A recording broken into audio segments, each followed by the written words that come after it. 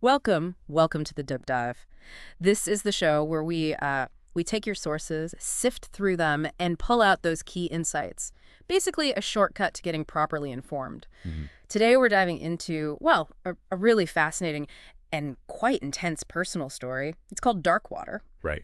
Set in Southern California, think avocado ranches, but also devastating wildfires. The source material is just packed with detail. It really is vivid stuff, and it gives this unique angle on family, love, social issues, survival. Yeah, exactly. And this deep dive, it really focuses on one person, right? A 15-year-old girl. That's right, Pearl DeWitt. We're basically following her through some huge life changes.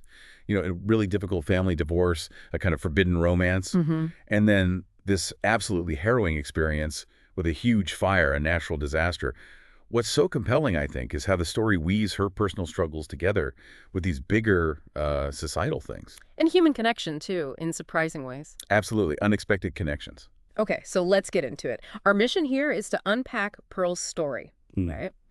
To understand the characters, the setting, what happens, and why it all feels so significant. You're definitely going to get a unique perspective on, well, a world where love crosses boundaries and nature just pushes people to their absolute limits. Yeah. So we start in Fallbrook, California. It's called the avocado capital of the world. Sounds pretty idyllic. It does, doesn't it? Yeah. Sunny, like 340 days a year. They grow everything there. Oranges, avocados, you name it. But that description, there's more to it. Well, yeah, that description of Fallbrook, this sort of perfect place, it's actually really key. The source mentions the streets are like something drawn with an etch-sketch. Uh-huh. Okay. And crucially, only 2 roads out. Now, that's not just a quaint detail, is it? It feels like it's hinting at something. Like foreshadowing the wildfires later. Yeah. Getting trapped. Exactly. It suggests that this beautiful place, yeah, it looks great from far away, but up close, Yeah. it's tangled and confusing. It immediately makes you question that perfect surface, what's hidden underneath. And you see that hidden reality pretty quickly at the day labor spot, Alvarado and Stagecoach. Right. Where the men, Mexican and Guatemalan, are waiting for work, and their faces, the source says, are saying, "Pick me. The wolf is at the door."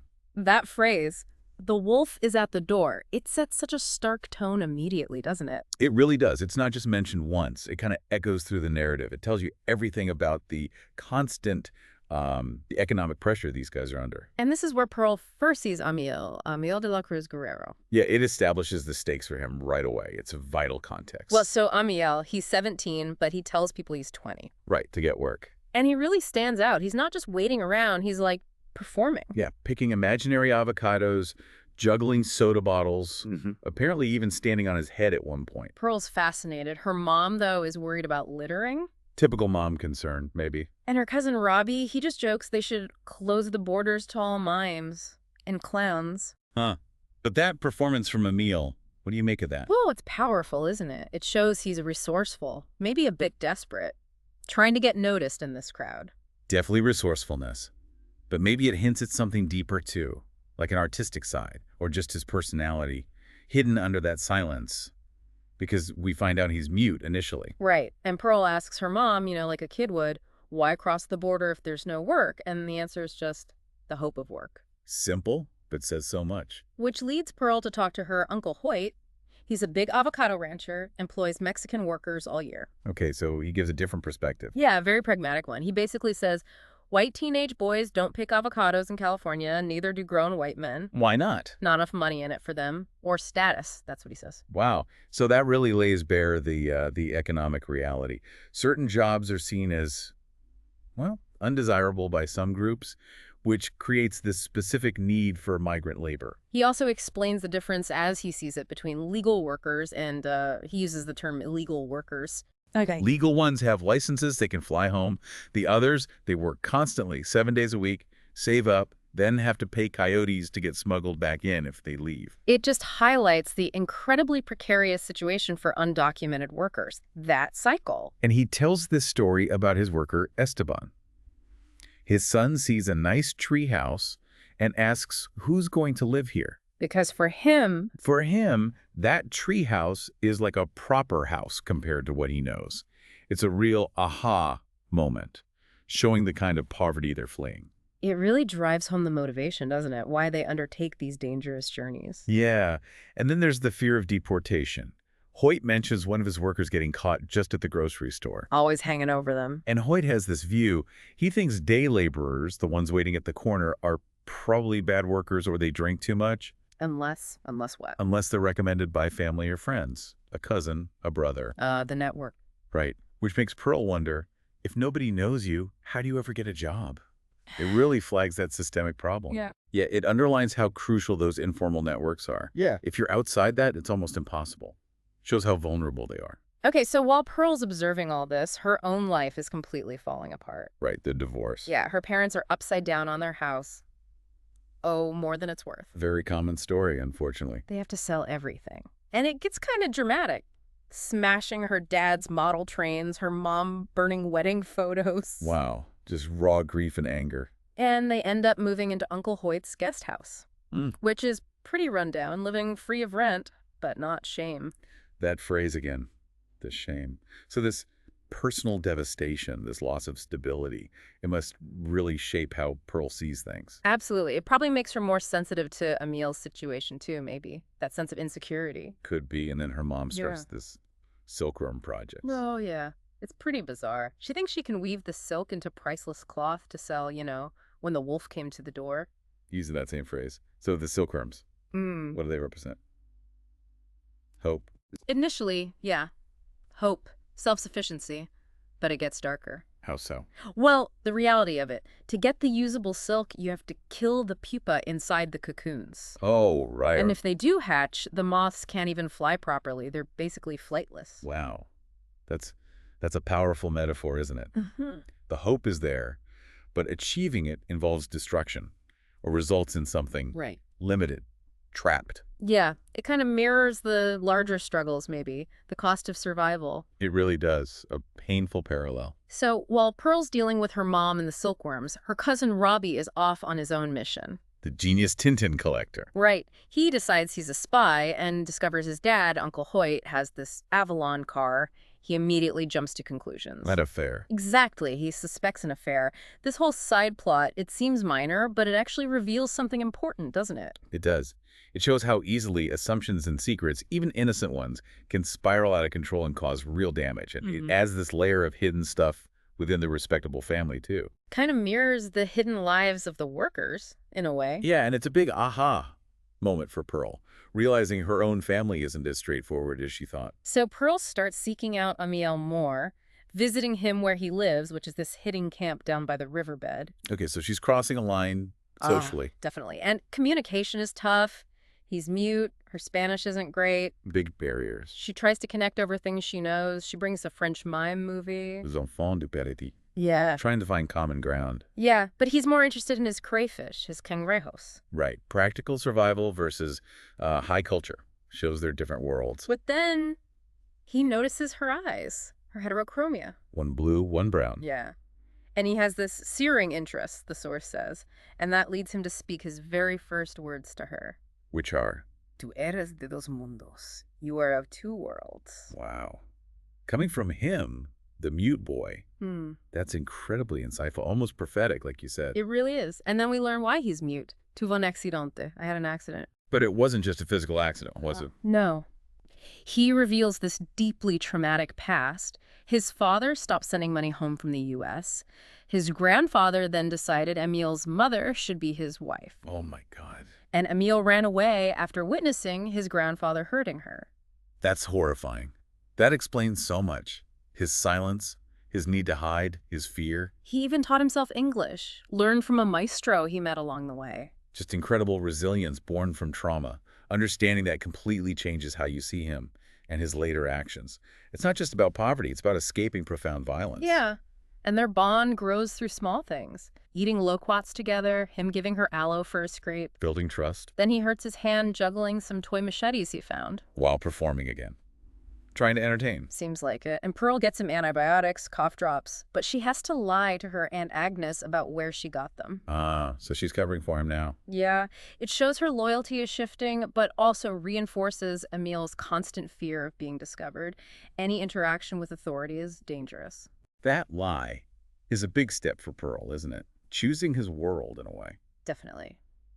Meanwhile, the truth about Uncle Hoyt's supposed affair comes out. From the woman Robbie was spying on. Mary Beth Farlow, yeah. She explains Hoyt was just helping her find an apartment in Paris, nothing more. So Robbie completely misinterpreted it. Totally. And because he thought his dad was cheating, he basically ghosted Mary Beth, stopped talking to her, leaving her completely confused and hurt. Wow, that's a real aha moment about jumping to conclusions, right? Right. Robbie's attempt to protect his family actually caused unnecessary pain. Yeah, shows the damage miscommunication and wrong assumptions can do. Affects everyone. Then, things get tougher for Pearl's mom. She's working 2 jobs. Still trying to keep the wolf from the door. Yeah, even at the Cup of Europe cafe, which she tries to pretend is a bookstore. That desperation and the little deceptions to keep up appearances, it mirrors her husband's issues earlier, maybe? Could be. And Pearl gets a job, too, at Subway. And her mom tells her if she wants to act like a migrant, she has to ride your bike like a migrant. Wow, that's harsh. But it really hammers home that two worlds theme again, doesn't it? Yeah. The lines are blurring. Yeah. And Pearl sees this news report about an upside-down house built as an attraction in Poland. And that becomes a symbol for her. Exactly. A perfect, literal symbol for her own upside-down life. Makes sense. And then the fire hits. The Agua Prieta fire. Everything changes. The wind turns into a dry hurricane. The sky goes Armageddon brown. Chilling descriptions. Evacuation orders come out, but the freeways are jammed, closed. There's only one tricky route out towards the coast. That detail about the roads again.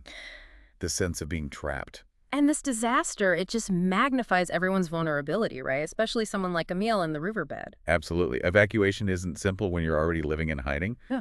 Where do you even go? But Pearl, she makes a choice. Her family is evacuating, but she turns back. To find Amiel. Yeah. She abandons her family's plan. She finds his camp, but it's been vandalized. Vandalized. During a fire evacuation. Yeah. "You're next," painted on a wall. His few belongings thrown around, soaked with water. It's just awful. Highlighting the human threat even amidst a natural disaster. Amiel's there, though. He has a little radio, listening to warnings. But he's more scared of something else. La Migra. Border Patrol. Yeah.